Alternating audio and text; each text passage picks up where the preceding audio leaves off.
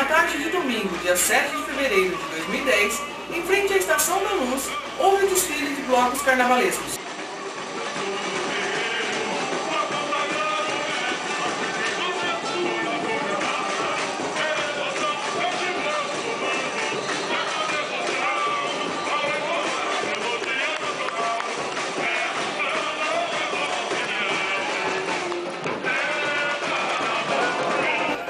Destacamos aqui o bloco da Associação Clube da Melhor Idade, que este ano homenageou o cantor Jair Rodrigues.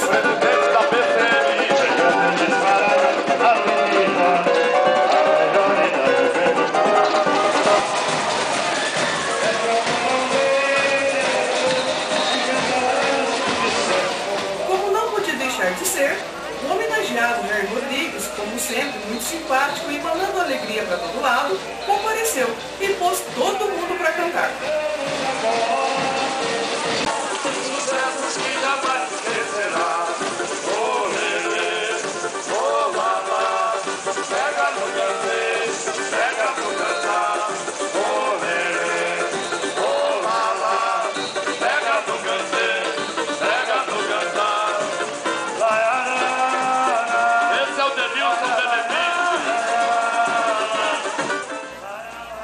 Bom carnaval! Quero de novo cantar.